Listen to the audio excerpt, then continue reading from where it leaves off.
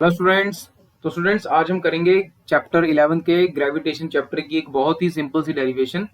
Title आप देख ही रहे होगे, variation of acceleration due to gravity with altitude और हाइट। इसका मतलब क्या है, पहले टाइटल समझते हैं। टाइटल ये है कि सपोज मेरे पास एक बॉडी है ऑफ मास m, ये जो ब्लैक बॉडी है छोटी सी, और ये है मेरे पास अर्थ। मतलब मेरे पास तो नहीं है अर्थ, मतलब we have earth and a body. तो अगर हम बॉडी को अर्थ के सरफेस से ऊपर ले जाएं तो क्या ग्रेविटी पे इफेक्ट पड़ेगा? मतलब जो एक्सेलरेशन ड्यू टू ग्रेविटी है, क्या उस पर कुछ इफेक्ट पड़ेगा? अर्थ के ऊपर, सरफेस के ऊपर तो ग्रेविटी सिंपल 9.8 होती है, लेकिन कुछ हाइट पे जाके ग्रेविटी कम होती है या ज्यादा होती है, इस पे ऊपर हम चर्चा करते हैं। ठीक है, चलो। तो हम एक मैथमेटिकल मॉडल से इस चीज को समझने की कोशिश करेंगे कि ये चीज कैसे होती है। पीछे हेलीकॉप्टर की आवाज आपको सुन रही होगी, sorry for that.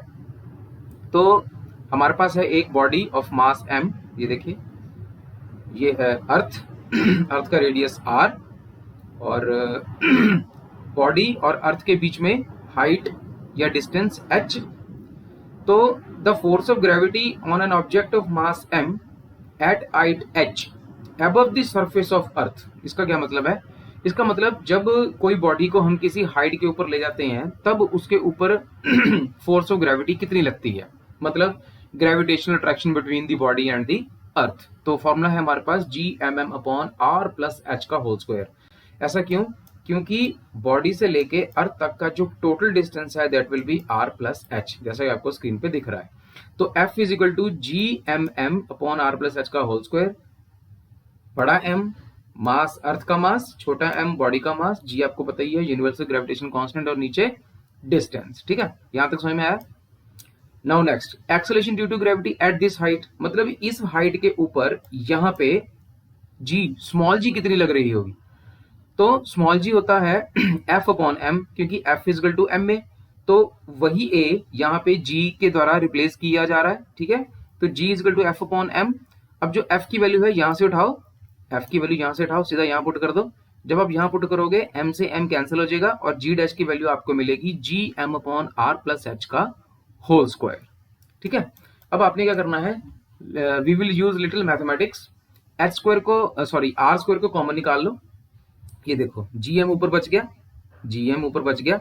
Are square को नीचे वाले जो एक्सप्रेशन है उससे आर स्क्वायर कॉमन निकाल लो, 1+h/r का होल स्क्वायर बच गया। अब Gm, ध्यान से देखो, Gm/r² की वैल्यू यहां दी हुई है, इधर इधर देखो, Gm/r² की वैल्यू स्मॉल g, तो हमने यहाँ पे स्मॉल g को पुट कर दिया, और 1+h/r² को ऐसे ही रहने दिया। तो हमारे पास ये एक्सप्रेशन बन गया फिलहाल, G dash is equal to G/1+h/r का whole square. Now applying binomial theorem. तो बाइनोमियल थ्योरम बड़ी आसान है, मैं समझाता हूँ कैसे करना है।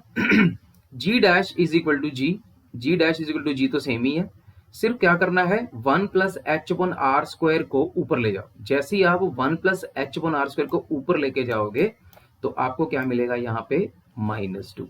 बाइनोमियल थ्योरम लगाने के लिए आपने क्या करना है, इस -2 को सिंपली यहाँ पे मल्टीप्लाई कर दो, बस कॉफिशिएंट बना दो इसका। तो ये आपको बनेगा, ये आपके पास बनेगा G dash is equal to G times 1-2h/r। ये फॉर्मूला तब लगेगा if h is very very less than r। अब सवाल ये है कि ये तो हमने एक मैथमेटिकल एक्सप्रेशन निकाल लिया। पॉइंट इज कि G घट रही है या बढ़ रही है, ये कैसे पता चलेगा?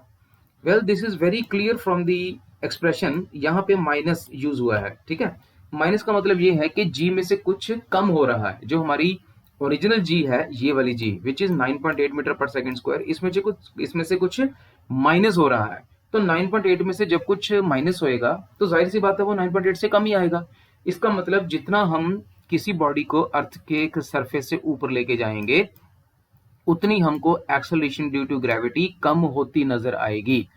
तो सिंपल रिजल्ट क्या निकला? रिजल्ट इस डेरिवेशन का ये है, the value of small g goes on decreasing as we go above the surface of earth. जितना आप सरफेस अर्थ से ऊपर जाओगे उतनी आपकी जो ग्रेविटी है वो गिरती चली जाएगी या उसकी वैल्यू कम होती चली जाएगी। इसका मतलब एक पॉइंट ऐसा आएगा जब आप बॉडी को इतनी दूर ले जाओगे अर्थ से कि वहां पे ग्रेविटी की वैल्यू बिल्कुल 0 हो जाएगी। इसका मतलब वो वाली बॉडी अर्थ के ग्रेविटेशनल पुल से बाहर निकल चुकी है।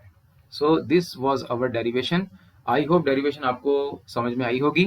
ठीक है, कुछ चीज नहीं समझ में आई होगी तो आप मुझे कमेंट में जरूर बताना। वीडियो अच्छी लगे तो शेयर और लाइक जरूर करना। नेक्स्ट वीडियो लेके जल्द हाजिर होऊंगा, तब तक के लिए गुड बाय।